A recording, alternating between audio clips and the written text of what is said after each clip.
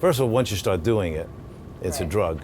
Right. I mean, it's hard to, not because you're spoiled, it's just because you see the value of it. And you see the time. Yeah, I mean, time is money.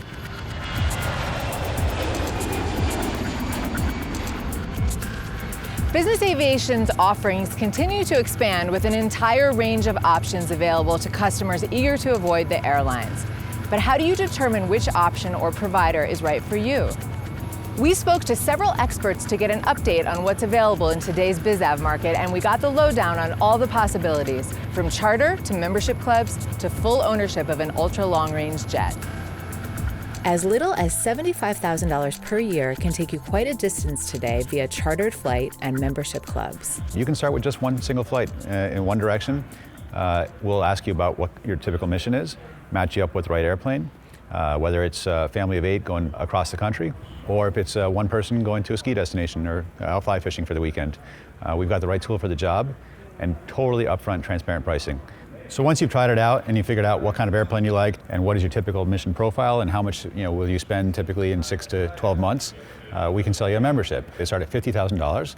The funds never expire with JetSuite, and many charter operators will quote you an hourly rate, but not tell you that there's a minimum 2 hours per day, or that there's a catering fee, or that there's a de-icing fee. That never happens on JetSuite. You know to the penny before you fly what it's going to cost you. If you have $75,000 or $100,000 to spend, and you're focusing on the 1 to 2 hour flights, if you're flying with a family of 6 and maybe a mother-in-law, that's 7 people. If you take a JetBlue flight to Nantucket, it's going to cost you roughly the same as it's going to cost you to fly on a King Air. A membership program is the place you want to be. Wheels Up has really built its whole business on that $75,000 to $100,000 flyer. The membership is very nominal. It's $17,500 to join. That gives you the right to book it when you want it, where you want it. Membership versus ad hoc charter.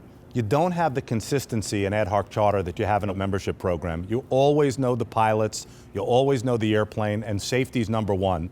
And for the most part, ad hoc charter is safe, but in our business, there's only one strike.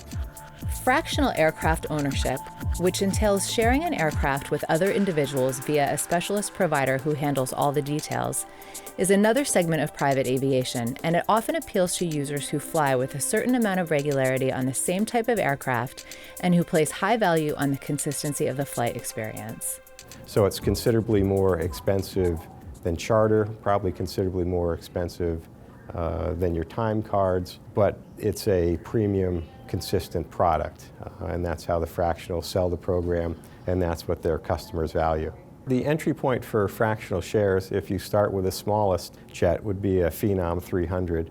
Both NetJets and Flight Options / FlexJet have those available.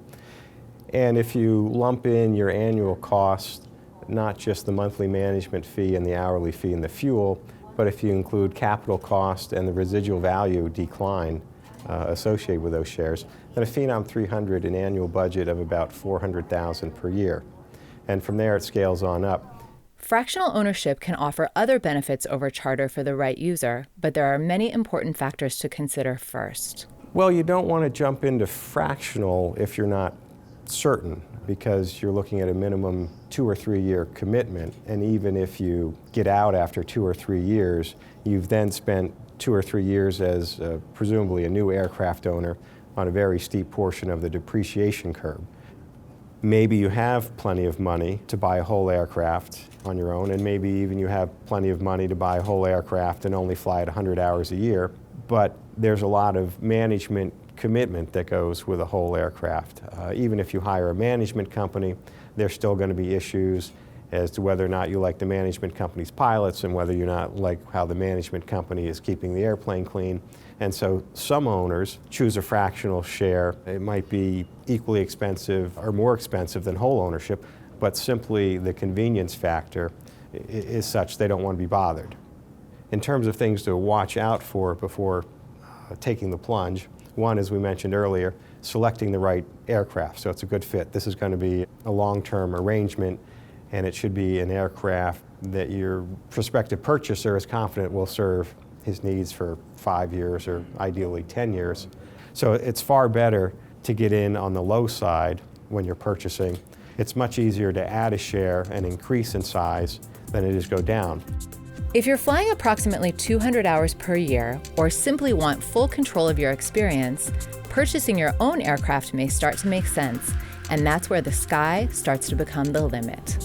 Of course, the ultimate is to buy your own jet. Now, if you're flying more than 150 to 200 hours a year, it makes much more sense to buy an airplane.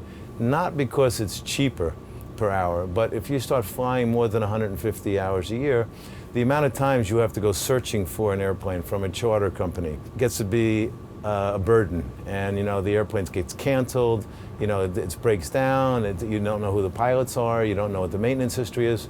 If you're flying that much, you just need consistency.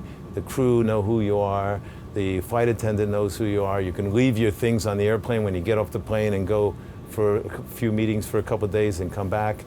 And it just gives you much more comfort that you know the history of the crew, your cashmere blankets, your magazines, your type of Coke or Pepsi or whatever is on the plane. And as far as financially, there are basically two different categories of costs. So there's the fixed cost and there's the direct operating cost. So your fixed costs, depending on if it's a small, medium, or large jet, are the cost of your pilots, it's the cost of your insurance, your hangar, your parking fee, things that you have to pay for whether you fly or you don't fly. So for a small jet, it's probably closer to $400,000 a year. For a mid-sized jet, it's probably $600,000 a year, and for a larger ultra-long-range jet, it's about $800,000 a year. So that's the fixed cost. Then when you fly the airplane every hour, for a small jet, it's probably about $1,500 to $2,000 an hour. For a mid-sized jet, it's about $3,000 an hour, and for ultra-long-range jet, it's probably $4,000 to $5,000 an hour. So, like I was saying, if you have $800,000 for your fixed costs, and for an ultra-long-range airplane, and your cost per hour is $4,000 direct, if you're flying 400 hours times $4,000, that's $1.6 million, plus the $800,000 for the fixed cost, you're at $2.4 million. So that's about how this works. Please visit our sister publication, BJT Online, for detailed information about all of these business aviation options, as well as a complete interactive aircraft guide.